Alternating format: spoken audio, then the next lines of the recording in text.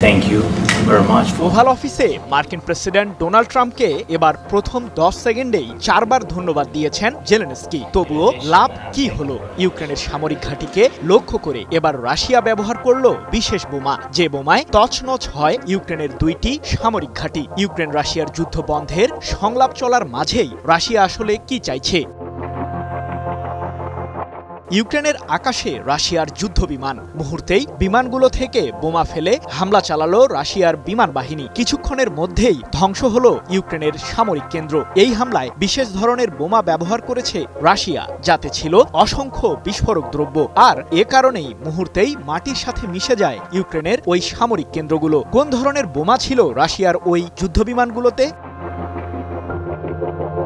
ইউক্রেনের পূর্বে অবস্থিত দোনেস্ক অঞ্চলের 2টি অস্থায়ী সামরিক কেন্দ্রে বড় ধরনের হামলা চালিয়েছে রাশিয়ার বিমান বাহিনী। জানা গেছে, মিরনোগ্রাদ ও ইভানোপলিতে অবস্থিত ওই সামরিক কেন্দ্রগুলোতে ইউক্রেনের সেনাদের লক্ষ্য করেই বোমা ফেলে রুশ বাহিনী। আর এতে বোমার তেজস্ক্রিয়তায় মুহূর্তেই ধ্বংস হয় ইউক্রেনীয় সামরিক স্থাপনা দুটি। 18 আগস্ট এক প্রতিবেদনে বিষয়টি নিশ্চিত করেছে রুশ রাষ্ট্রীয় সংবাদ মাধ্যম তাস। রাশিয়ার প্রতিরক্ষা মন্ত্রণালয় হামলা প্রসঙ্গে এক বিবৃতিতে জানিয়েছে, রুশ সামরিক কমান্ড ইউক্রেনের সেনাবাহিনীর বৃহত্তম সমাবেশের সময় ইউনিফাইড গ্লাইড ও অ্যাডজাস্টমেন্ট মডিউল সহ এক বিশেষ ধরনের বোমা নিক্ষেপ করেছে। এ সময় শত্রুদের অস্থায়ী সামরিক স্থাপনাগুলোকেই টার্গেট করে রাশিয়া।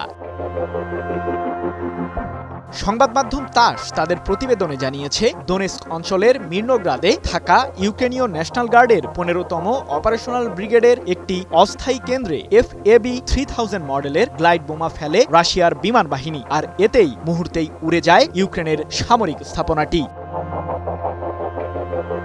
এছাড়াও একই অঞ্চলের ইভানোপলিতে থাকা ইউক্রেনীয় সেনাবাহিনীর পৃথক একটি পদাতিক ব্রিগেডকে লক্ষ্য করে FAB-500 মডেলের গ্লাইড বোমা নিক্ষেপ করে রাশিয়ার সামরিক কমান্ড, যার ফলে ধ্বংস হয় ইউক্রেনের ওই অস্থায়ী সামরিক কেন্দ্রটি। ইউক্রেনের পূর্বাঞ্চলের কৌশলগত এলাকাগুলো নিজেদের নিয়ন্ত্রণে নিতে অগ্রসর হচ্ছে রাশিয়ার সামরিক বাহিনী।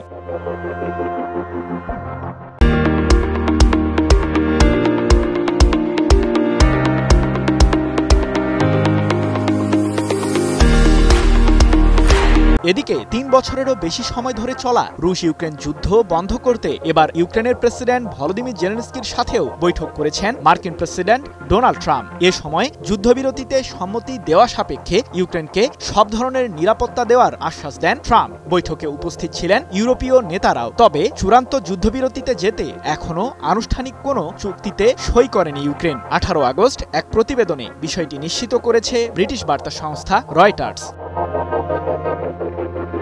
ইউক্রেন ও যুক্তরাষ্ট্রের মধ্যকার এই বৈঠককে যুদ্ধ বন্ধ করতে একটি বড় পদক্ষেপ বলে প্রশংসা করেছেন প্রেসিডেন্ট জেলেনস্কি। আগামী 10 দিনের মাঝে যুদ্ধবিরতির আনুষ্ঠানিকতা শুরু করার প্রতিও জোর দেন জেলেনস্কি। এছাড়াও যুক্তরাষ্ট্র থেকে আরও 90 বিলিয়ন মার্কিন ডলার মূল্যের সমরাস্ত্র কেনার প্রস্তাব দেন ইউক্রেনের প্রেসিডেন্ট, যদিও অস্ত্র বিক্রি প্রসঙ্গে কোনো মন্তব্য করেননি ট্রাম্প।